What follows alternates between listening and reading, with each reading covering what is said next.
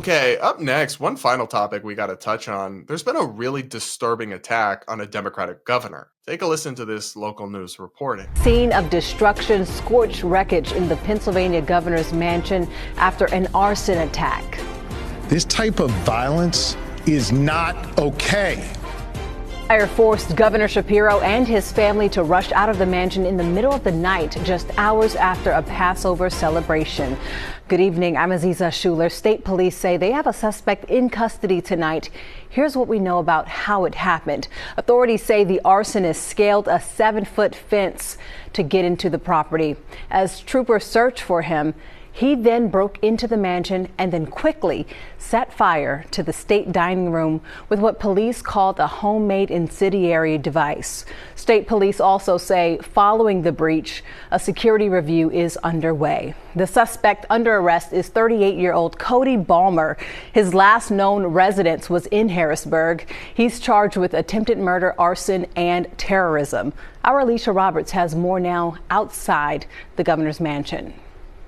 Security remains tight here around the governor's mansion after the suspect breached the perimeter. State police are describing this as a targeted attack, saying Balmer had a methodical plan where he was in and out of the governor's residence in less than a minute. Last night, we experienced an attack not just on our family, but on the entire Commonwealth of Pennsylvania.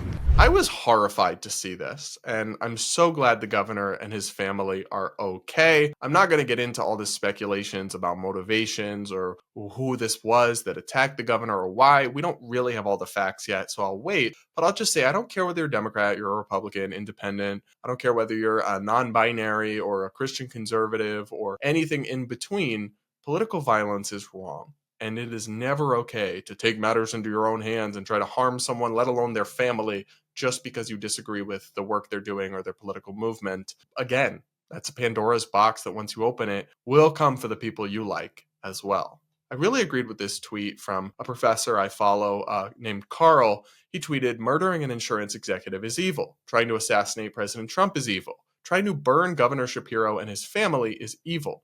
We must all agree on these basic moral values." I agree with him. It is sad to me that a solid chunk of the country can't agree on these basic things. I also appreciated this tweet from Democrat Tara Girari. "This is why public praising of Luigi Mangione should not be okay. We cannot live in a civilized democracy if we think the way to solve political disputes is through murder." I completely agree, and I was glad to see many Republicans like J.D. Vance and Ted Cruz immediately come out and denounce this.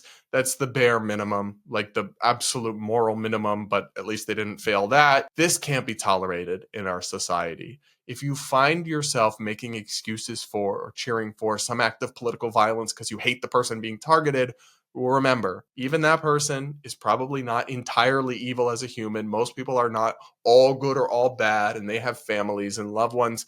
And regardless, even if you don't care about that, you can't have it only one way. You can't just say, well, it's fine when we go after the bad guys with vigilante violence, but they can't do that to the people I like. They will. So decide. Are you like me? Do you want to live in a civilized society where we settle things with ballots, not bullets? Or do you want this chaos, this third world style civil unrest where people try to take out their political opponents? I know what I want, but everybody else, we're going to need to decide, because this can't continue without things getting out of control. What do you guys think? Let me know in the comments.